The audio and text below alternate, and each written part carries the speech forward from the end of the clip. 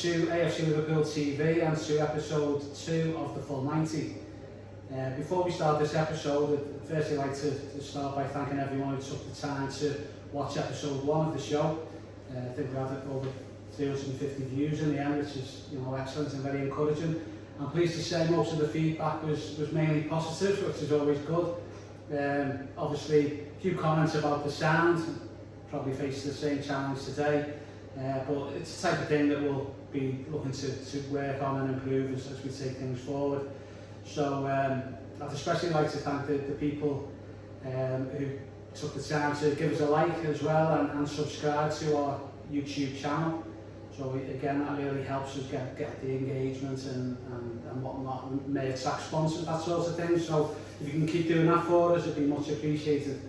So on to episode 2, and this episode we're going to be concentrating really on a bit of a review of last season, the 24-25 season. And I'm pleased to say to help us do that today, we're joined again by manager Phil Stafford. Welcome, Phil. Cheers, Dave. Thanks for having me again. 100% record up to now. Well, yeah, let's hope we get more than 350 views, or we're doing something wrong now. So obviously, pre-season or close season, I'm sure you've been taking it nice and easy over the last few weeks, not giving football any thought whatsoever.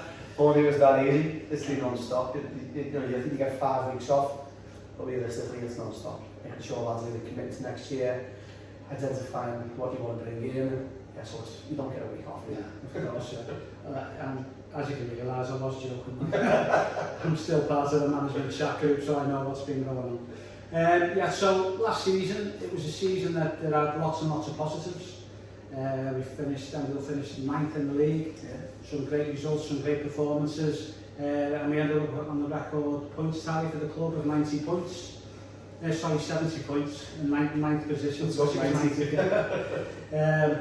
But if we take it back to this time last year, really, obviously we're faced with new challenges again. Yeah. We just lost Jack Edwards, who's gone to take his first managerial role at this level of Pilks. And tell us a little bit how you lost a few players on the back of that as well. How did you get around those challenges? First of all, I thought, there we go again. But to be honest, I understand from Jack's point of view, he wants to cut his teeth. An opportunity in the same division to come along and he's jumped on it, so fair play.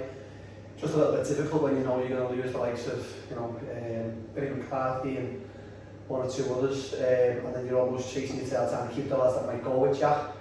So again, it put us on the back foot, and it was almost another mini rebuild. Yeah. First thing you've got to identify is who's going to replace Jack and what Jack does for the club. And we worked with to get Carl Lancaster, come in and he was a breath of fresh air. Different person to Jack in terms of his approach, a lot more banter with the lads, a bit more experienced, a bit older, a bit of a wiser head in that way. And Jack was a great coach, I won't talk about coaching levels, but just in his persona. Carl, not only with his coaching, he just wants to do everything, he wants to be involved with the social media, he's just infectious. So Carl's been a bit of a breath of fresh air. Then Sam Devan come along with Carl, data analyst from Marine, and again, really good in what he does. Set piece specialist as well, we've got to mention that for him. Absolutely, yeah. So yes, it was just a case of here we go again, but no, to be honest, it was really positive, and I think the early start of the season probably showed that with the results. Yeah, absolutely. So I think you just touched on it there, but how do you feel the 2 new members of the management team have settled in? Great, like I said, really good, positive, engaging, both want to progress the club, and both basically not selfish, if that makes sense, just really want to grow as a group. And I think again, not having that ego of I'm a manager, I'm an assistant, I'm a coach, I'm this, just as togetherness as a group, it just sets it right for the players. The players can't have egos, and it sort of works both ways. So yeah, really glad to have them, to be honest. Brilliant, yeah. And you touched on Sam, and he's come in, as you say, not only as a set-piece coach or a first-team coach in general, but also as a data analyst. So how has that helped with what you do? Just as match support, he's in depth. He'll go in, he'll identify every player in the opposition. He'll identify how they play, the way they set up, and again the set pieces. I think here as part of the season we had a lot of joy with set pieces. Straight away I'm thinking cold press switch, we score goals off set pieces. So yeah, just something a little bit more than what we had the year before, if that makes sense. Probably gained about 8 to 10 points just off that alone. So. Yeah, absolutely, yeah. So new players on board, obviously as well, a couple of new members within the management team. but the season couldn't have got off to a better start. I think it was one defeat out the first 7 league games, and that was against Bury, who won the league as expected. Yeah. Couple of wins in the cup games as well, which you didn't manage the previous season. It's fair to me that. So is it fair to say you were a little bit surprised on that, how good a start we did have? Yeah, really surprised to say you've got a young group there. I think we were 2 lads over 25, maybe 3, Bobby Murphy, Parko, and we lost Parko off the first game, and Adam Walcott, the skipper. Everyone else is 18, 19, 20, so really surprised. And I think the biggest testament to it, Dave, when I think back, I remember going to Bury, and we did sit in, and we played a tough game on the Sunday, the FA Cup that we played, and we had on the Tuesday. I remember going there and sitting in deep and almost inviting them on. I think the biggest testament to how far we've come early doors in the season was that we got a bit of stick off the Bury fans saying you didn't come out and play, and it's like, well, you know, you're not going to go to war, but my value, we weren't their level, so I think that was the biggest testament to the players in the club for them to actually make that comment early doors. Yeah, definitely. We frustrated them a lot for that game, didn't we? Yeah, we did, yeah. I think we... Just set piece after about 8 minutes, exactly, and then you had our half chances, our half chances, and he scored about the 80th minute, was it? I think it was 97 minutes. Yeah, 97 minutes, penalty, wasn't it? Oh, that's like it was, yeah. Yeah. So yeah, great start to the season. Went through August, September, a little bit inconsistent, set in early, and I think that sort of set the tone, but a couple of heavy defeats as well at home, which didn't help. Yeah, I think that's the thing, and you're going to get that with young lads, aren't you? Let's have it right. I mean, we're not expecting to go win 12 games on spin. But I think again from the year before, if you look at it, Wales would have 1 win, 1 loss, it was probably 3 wins, 2 losses, 2 wins. So I think there was slight better consistency in that side, but a young group. I think again we'll be stronger this year for what we've done last year. Yeah, I think you touched on it there, you would expect, I think it's fair to expect that period of inconsistency with it being such a young squad. Yeah, absolutely. Yeah. And as I touched on, it sort of set the tone there. You had a couple of good results, then followed by a couple of disappointing ones, and last minute equalisers or winners, and then we'd concede last minute. So that was the whole tone really. But we did finish with a good run of form towards the end of the season, which secured the 9th place in the record points tally. I think when you look back, it's crazy because you go to Chadley and you win 5-2, was it? And then they come to your place and turn it over 6-7-1. So that is the league as well. Let's have it right. It's a tough league. Sides can beat anyone on the day. You know, you've got 1 or 2 players missing for holidays or work commitments. It makes a big difference. But no, the season finishing, we picked up 10 points out of the last 15, maybe 12. I think we won 4 out of the last 5. Yeah. So really strong finish, and take that as this season. Hopefully, as we go again. Yeah. So okay, so just a general look back at the season. We used 38 players, which is quite low for this level. I think we used over 50 players the previous season for one reason or another. And of that, 5 of this season, 5 played, sorry, I think 4 made 50 or more appearances, and another 5 played more than 40. So, I mean, what does that tell you about the type of squad that we've got? I think it's close-knit. I think, like you say, I think you probably find that the players that finished the season, that group of probably 14, 15, were there right the way through the season. Yeah. And I think as the season got on, we stopped using all them players, and we probably finished with a core 14, 15. You're saying 38, but I think we used 5, 6 young lads from the youth setup as well. Absolutely, So we put it down to 32 really. So I just think that, I don't want to, I think we probably talk about it, we go to Magaluf and 16 lads come on holiday with you, do you know what I mean? And I think that's a sign of the group. They are close-knit. There's a real togetherness there now, which we've worked hard to get, but it's there.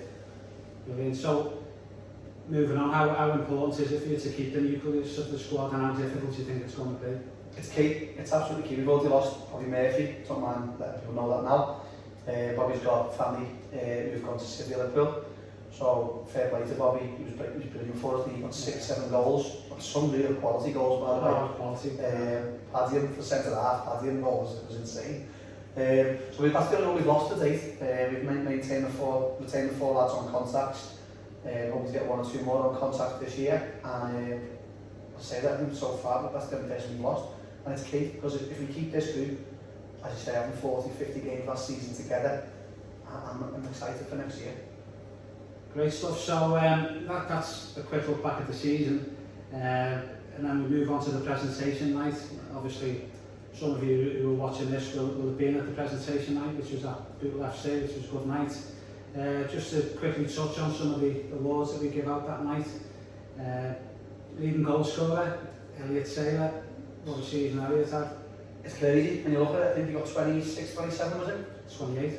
Oh, there you go. I know 28 goals, but there was a period of about 10 games when he might have got 1 goal. Yeah. It was over December, January time, and I think he was on his own head that he knew he needed a goal to equal Ryan Cox's record. So, you know, if he can bring, I think he's capable of 35 goals this year. Like, I don't want to put pressure on the lad because he's only a young lad, but for me, he's up there with the best players in the division. Yeah, definitely, and not to mention his goal celebrations. That's definitely the best in the division without a doubt. Yeah, but he's come back fitter, to be honest, Dave, again. He's come back, he's having a good goal pre-season, which will only bode well for him for this year coming. So you mentioned about the goal scoring record, the league goals record for AFC Liverpool. Elliot finally broke that after, as you say, a bit of a run where the balance fell about 4 games for Elliot, you know. But yeah, he broke that, which was previously 24, he's now on 26. Got 2 against Cole. So, I mean, when you look at that record, some of the forwards they've had at the club as well, you know, Ryan Cox, Ronnie Morgan, Steve Jones, it's phenomenal really, isn't it? John Lawless, many more, as you say. And then, okay, so moving on then, Young Player of the Year, and as we sort of joked on at the presentation night, you know, there was so many to choose from really, because we're such a young squad, and quality young players as well. Yeah, I think you're only going to 21 for you, Young Player of the Year. I think we had probably 11 lads, because he's, if not more, because he'd been nominated for it, so it was strange, but I think that we gave it to fully deserved it really. Yeah, Nathan Giblin in the end got that one, which as you say, fully deserved. Great season. First year in men's football, found his feet early and let us go away at that year. I think that really gave him confidence to kick on. Made over 40 appearances in his first full year. And to be fair, no ego with the lads. He come from Liverpool, straight into us, and he was outstanding. I gave, like I say, so much competition in the side for that award, and rightfully so he deserved it. Brilliant. And then an even tighter award with the way the votes went, but Player of the Year. There's players that just couldn't be separated in the end, you know, players that didn't win it but got mentions, the likes of Parko, as you say, Skipper, Adam Moorcroft, Dan Mahaffey. I think loads of players got mentions, Owen Fisher-Jones, and so on really. But the 3 that it come down to, and if you give us a few words on each one, Matty Brown. Matthew Brown, I think the commenting saying on the games and in the dressing room is he's a freak. He's just, his recovery is insane. Over 10 yards, he's frighteningly quick, he's strong, he's physical. I think he can play in any position, probably one of the best players in that position. And again, just such a lovely lad. Doesn't miss a training session, never gives you a backhand set, and just wants to progress. I mean, he's been outstanding for us since he come from Scott 21s the year before. Yeah, it's brilliant, isn't he? It was just funny the other night in the first pre-season session when Carl said to him, right, if you get into groups with someone of your own position, and he sort of like stood there on his own saying, you know, where do I go? So he's a goalkeeper, so I can't go with. Yeah, well, he played against Kerry away against Alex Ferreira, and he was outstanding. He's played centre half for probably 10 games, centre mid for some games. Played up front and scored. He's played left wing. He's just an all-rounder, really. Yeah. And then Caleb Jones. How long have you got? Exactly. To come from Mossley, obviously, I think, to be honest, at an early age, he was no disrespect to Mossley. I think he knew he was capable of stepping up. I think he flirted with them the year before, went back to his rates, which is, you know, a lot of people do. But coming in, his goals and assists ratio was at 17 goals, and you know, the fact it was 17, but I think his assists were high 20s. It was insane. It got to the point, I think he got the league player of the year, which says everything. But early doors in the season, he got off to a flyer, and all of a sudden, because people started becoming aware of him, he's getting man-man, and he's still finding the space to get delivery into the box and scoring his own goal. So, you know, he had a great season, and again, a really nice lad. Just turns up to training, he's not in London, and does what he does, and again, you know, he's almost a poster boy, with them locks. Again, as I said at the presentation, more of a rock star than a multi-star rock star. Certainly delivers on the pitch, doesn't he? And as you touched on there, he gets got the most man of the match awards from the opposition throughout the season, the whole of the Premier League, which is fantastic. You know, particularly for the team that finished ninth as well. You know, it's such a good reflection on the season that Caleb's had. And then the last name, no surprise really, and he also won the Supporters Player of the Year. Well, that was close again. Is Elliot. Yeah, I think to be honest, and again we mentioned before, I think he's capable of more. I think in the pre-season that we had, he was flirting on the edge of the clubs coming in, so Bootle were interested, Liverpool were interested. Mid-season we had Withenshaw coming for him. I think he didn't really have that home, and I think it took probably 3 months, two months maybe, 8 weeks. All of a sudden, once he realised what he was capable of, what he's shown at this level, and he found at home, and he got buy-in from the lads, and he got buy-in from the club, he went on and he was outstanding. And you know, I think we're looking to have him, we're not going to hide that. I mean, I might get a bit of stick for that, but we are blessed to have a lad of 22 years of age to score 27 goals again in the side that finished ninth. And even his assists, I think he developed a lot, he scored a lot of goals, but how many times did he just wide him and finds a pass for another goal? I think him and Caleb's combination play was outstanding throughout the full season. Yeah, absolutely, yeah. So, and then the other award was Managers Player of the Year, and again, lots of debate about that one, wasn't it really? Lots of to and fro and thought process, but you finally went with Owen Fisher-Jones on that one? I think about my own just because, again, he can play right back, he can play centre half, but he's never less than an 8. You know, he turns up. In my opinion, again, humble opinion, he's probably the best 1v1 defender in the league, if not certainly top 5. Not many get past him. And for lads who's not a 6'4" centre half, he leaps well, he competes well, and he's a winner. And again, he doesn't miss tailing, he doesn't give you the backhand set. He's just committed and he loves it. And I went with him because of his attitude as much as his ability on the pitch. He's top throw.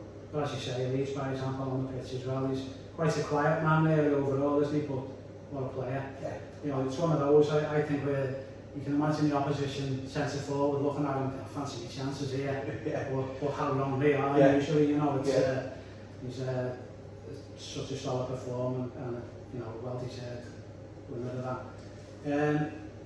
Obviously, I think we should mention as well Adam Moorcroft, the skipper, again, who's had another great season, narrowly missed out on a few of those individual awards, obviously not the young player of the year award, but yeah, he had another good season and he captains the team so well when he does. He does, and again, a testament to Adam. He could have went to Ilks, let's make no bones about it. Chap was definitely interested in him. He showed his loyalty to the club and deservedly got the armbands, and I think you mentioned before about Owen leading by example. It's one thing he does, he wins every header.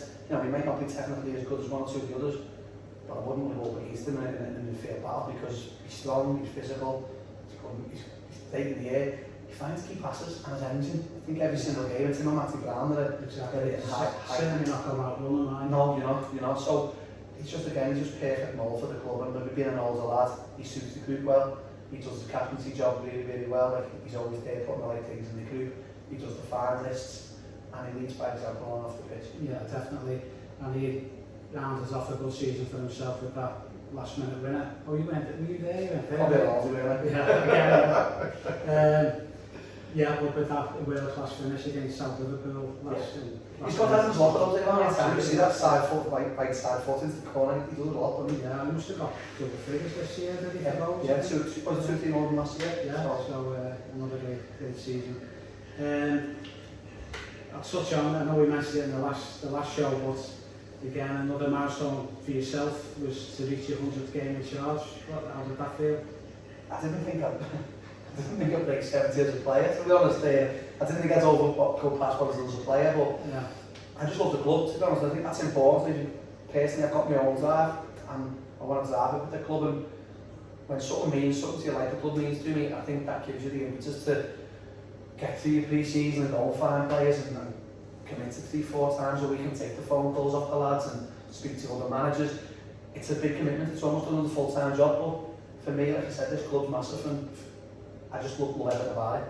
And once you've got that back off the fans, you can't beat the fans, you know what I mean? They're all on away with us. We've got two games in 2 weeks in Wales, and I guarantee we'll take the same lads down on every single one at the top draw. So yeah, I just love the club, and like I said, I'm proud of it. Just got to catch Morsey, but after be 35. I mean, do we need 200. Another 200. So, I'll be too old, I'm fat and old now, I'll be finished by the time that comes out, but no, just a testament to the anywhere near them type of people who talk about the club. I think you've gone into second place now anyway, but that's... Okay, that'll do me. Yeah, very good. Don't sack me till mid-season then.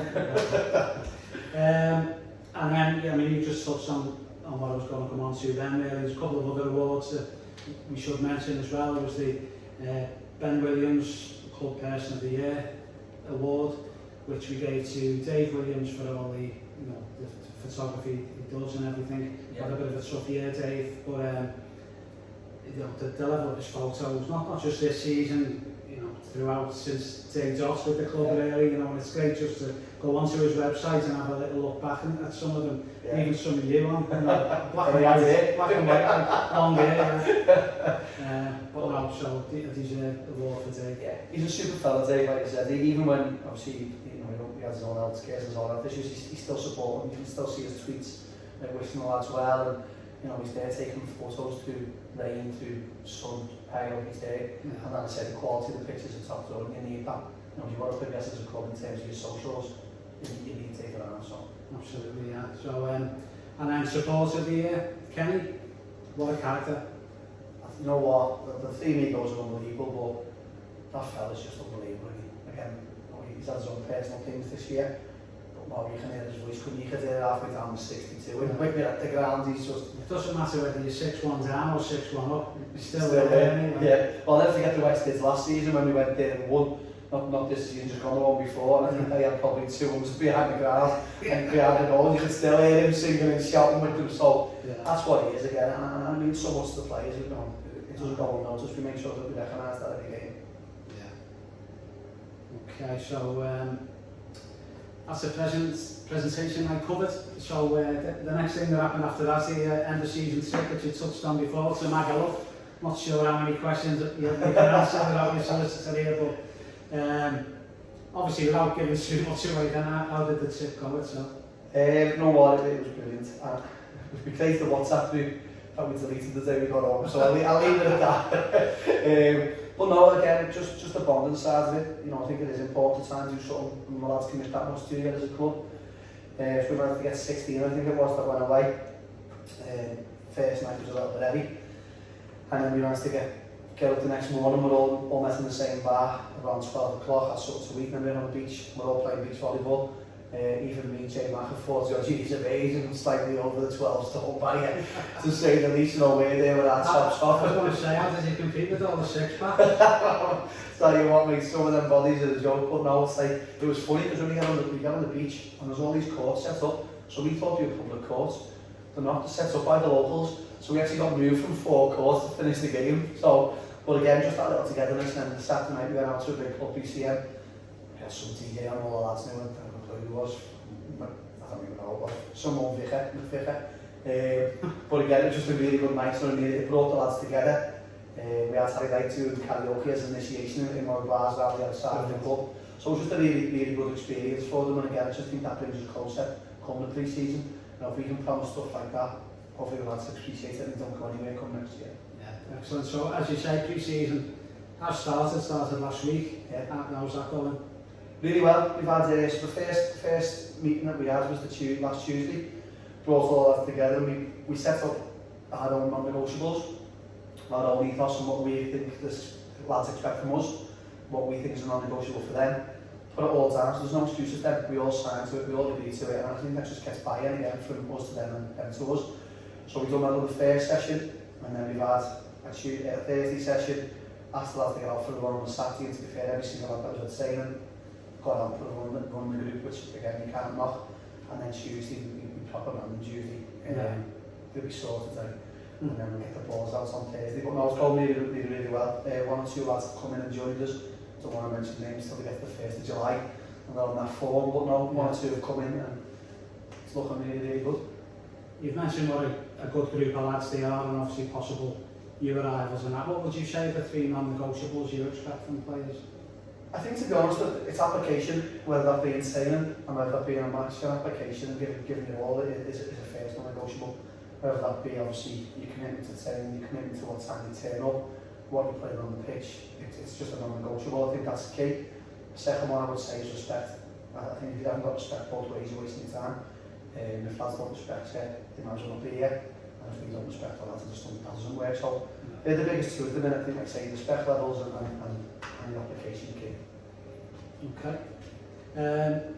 So obviously, looking at the league constitution for next year has come out and doesn't get any easier. It'll sit there. Obviously, Bury and Lower Breck, congratulations to them.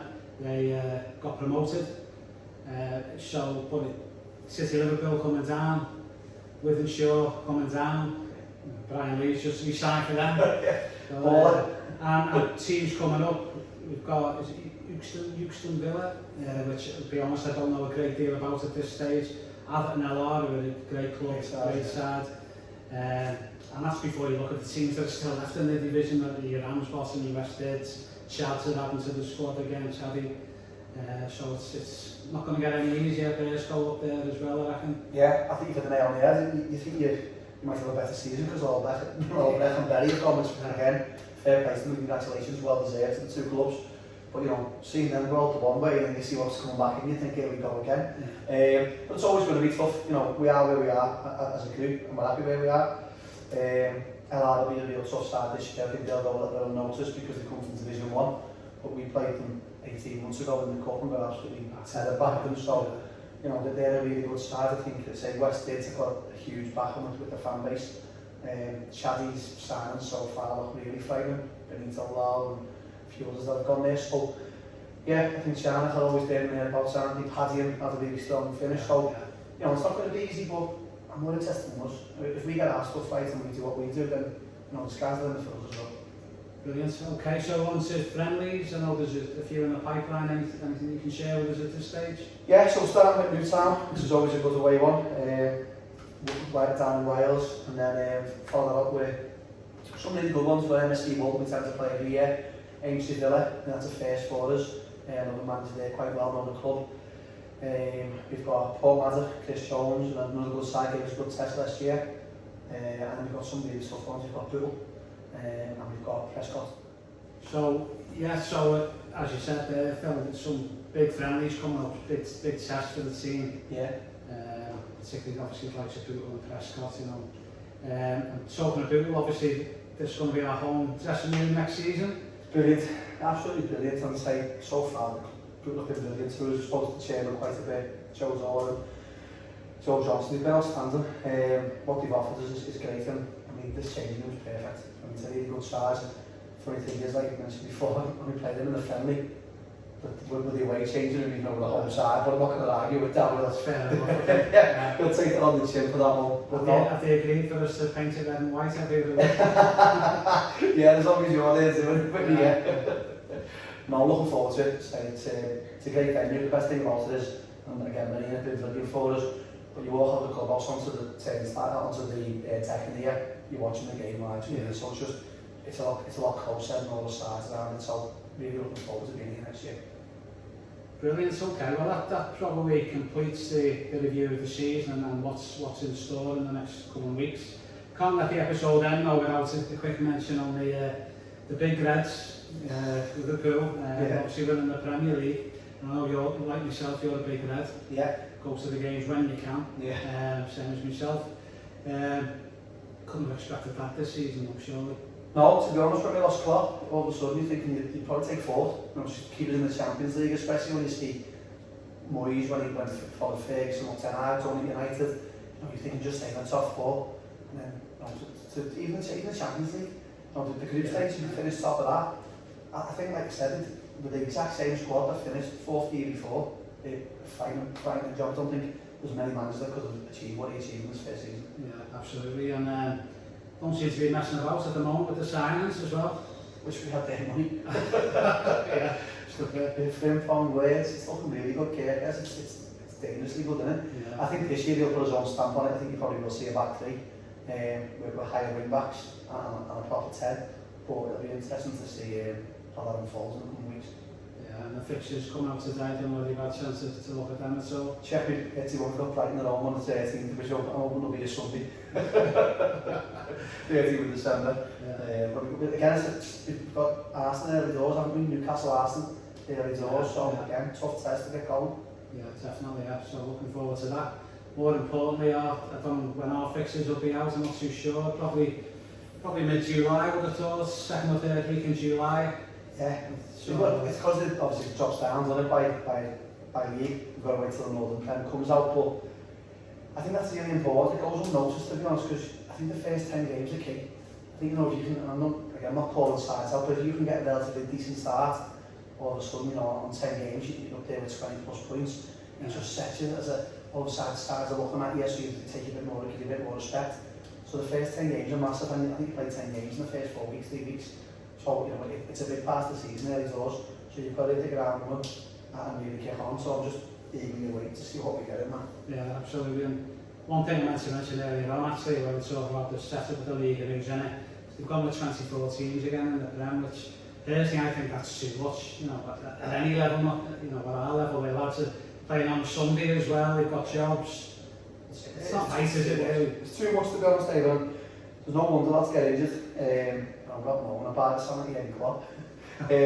But it is, I think you play, you know, even if you have a poor cup run, the macro and the VARs, you're still playing 50 games in the season. Yeah. And trying to fit that into mid-April, it's a tough ask for the lads. So yeah, it is really, obviously, the racing from work on a Tuesday night, you know, to get to the North West counties, it really is hard. Yeah. But, you know, be signing up for it, to be fair, you commit to it. It's outstanding, and the fans as well. It's also asking the fans, isn't it? It is again the same thing. The cost, I mean, you get £6-7 entry fees from a bit more. You know, to make that, spend that type of money on trains, planes, automobiles, and no, you can't knock it. It's top off and all that from everyone. Brilliant. Okay. Well, thanks for that, Phil. That's the end of episode 2. Hope you've enjoyed it. Thanks for listening or watching. As I said at the start, you know, it means a lot to us if you can give us a like, and even more if you can subscribe to our channel on YouTube. It doesn't cost anything, just click the button and then you'll get notifications for anything else that we put on the YouTube channel. So please have a look at that for us. A big thanks to Boot FC for letting us use this tonight, and to Johnny, our production expert this evening. So until next time, up the non-league Reds.